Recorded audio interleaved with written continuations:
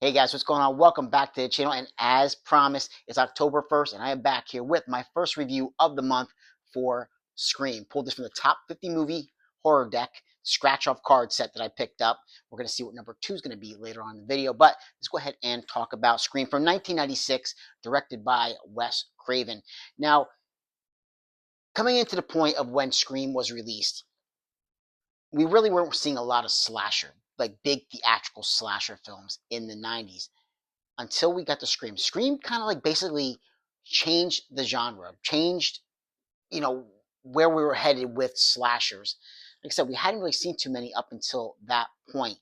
But this film took the tropes and everything we had learned previously in other slasher films, followed those, changed some things around, made its own kind of rules, and it changed things altogether across the board for slasher films. Like I said, it took things that we'd already known, and they even mentioned some of those things in the film, and they changed things and made their own kind of rules. That there's some slasher films that still follow the rules of Scream nowadays, and I think that is just an awesome thing. And you know what, guys? I was thinking about this the other day. 1996. So that means to next year, guys, 30th anniversary for Scream. That is just incredible. 30 years since this game changer came out. Like this really put slashers back on the map. And the cast that was in this film at the time: Nev Campbell, Skeet Ulrich, Matthew Lillard. We had Rose McGowan. We also have Jamie Kennedy. The Fonz himself, Henry Winkler, is in this film. And of course, beginning with, starting this film out, Drew Barrymore. Now, she's only on screen, I think I clocked it in about almost 13 minutes, but it's also one of the most iconic scenes in any slasher and any horror film in general. The reaction on film the first time when we see Ghostface is she is just incredible. Like the fear in her eyes and the tone of her voice, everything. And when she's pick up the phone every time and she hears Ghostface talking on the other end. Now, granted, as I'm watching the film once again, I'm thinking, how many times is somebody going to call before you finally pick up and call the police, right? But again, it's for the film, and I think every single time her tone starts to change more and more and more, especially when it gets to the point of him basically saying, I'm watching you. Everything changes at that point. And there are some really good kills, starting with Drew Barrymore's kill in this film. And I'm sorry, guys, if you haven't seen the film, I mean, at this point, if you haven't seen Scream, I don't know what to tell you. I really don't. It's an absolute classic if you're a horror fan. But her kill, it's very unexpected. Like you think maybe something's going to happen to her, but just at the time, the brutality of how she's killed is just very shocking to see, a named celebrity being killed like that so quickly in the film, 13 minutes in. It's just unheard of. And it doesn't let up. It's very unrelenting. It does not let up throughout the film. And the film, it teases you. It absolutely teases you from start to finish, especially when you meet when you meet Billy. Basically, when you meet Ski Ulrich's character Billy, you wonder, you could see there's something off, but you're not quite sure. Is Wes Craven playing with us, or is he really the killer? And even when you meet Matthew Lillard's character, he just, basically, you could tell he was almost channeling early, how he was going to play when how he's going to play it when he played Shaggy.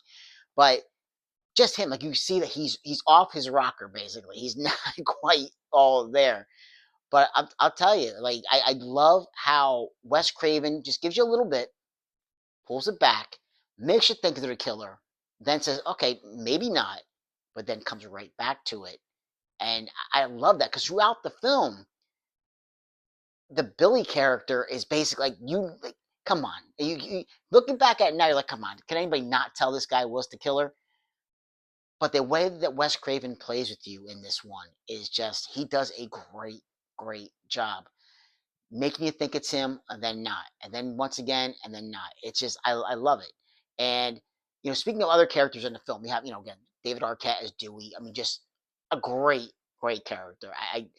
What happens to Dewey later on in the franchise, it's a shame, But I love the portrayal that David Arquette does of Dewey in the film, and Courtney Cox is great. As Gail Weathers, it's really really good. You make her hate, she makes you hate her, but at the same time, as the franchise goes on, she reappears. You like her, 'cause it's one of those things. It's a love hate relationship with that character, and like I said, her and David Arquette on screen, they're great. I mean, they're great together. Now the kills. Let's talk about some of the kills. So we talked about Drew Barrymore's kill, basically, her being gutted and just hung up from like a tree, which is just an absolute at the time, a great kill to start any kind of film out with. But what about Rose McGowan's kill? Her death.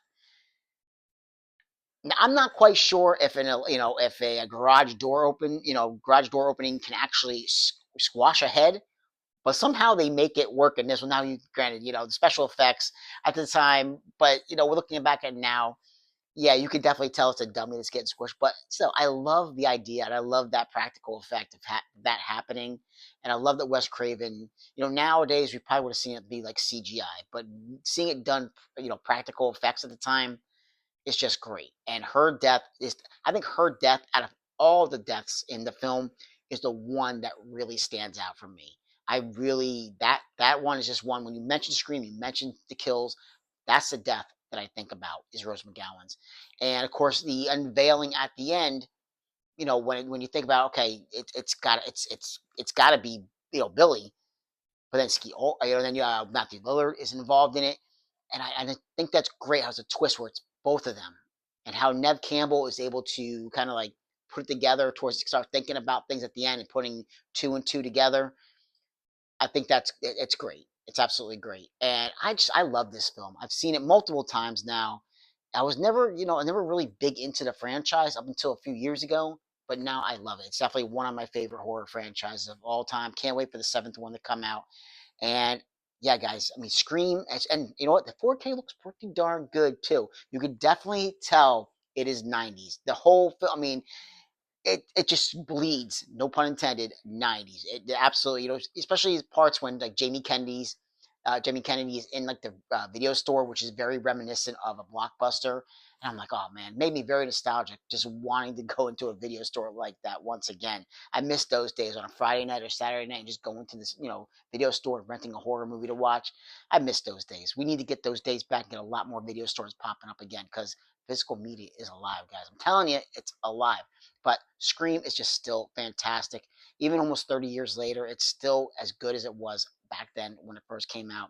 And Wes Craven, it's one of his classics. It might be, I mean, for me, it's Wes Craven's classic. Like I mean, I get it. Nightmare on Elm Street, I understand, but for me, it's definitely a Scream. I love this film. So, guys, before I get going, we're gonna go ahead and scratch off what number 2 is going to be for October 2nd, the second movie for the top 50 horror movies for the month of October. Let's go ahead and shuffle this up a little bit. I'll show you guys before I go ahead and scratch this off. And something I did notice, it kind of gives you an idea, so you can kind of try to guess what it is before you actually scratch it off. So the one that I am picking out of the deck for October 2nd is from, if you guys can see it right from here, 1980, 89 minutes, Supernatural Mystery. It's right here at the bottom. Let's go ahead and scratch that off and see what it's going to be.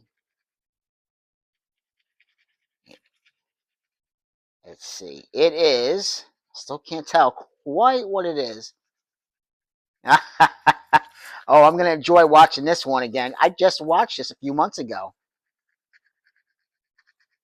And it is by one of my favorite horror directors of all time. All right, guys. We, on October 2nd, are going to be talking about, from 1980, John Carpenter's The Fog. I can't wait to revisit this one again. Like I said, just watched it, like 2 or 3 months ago. Can't wait to watch it again. And Tom freaking Atkins, love Tom Atkins, one of my all-time favorite actors. Looking forward to diving into this one once again. So, guys, like, subscribe, and comment if you get the chance, and I'll catch you in another episode. Take care.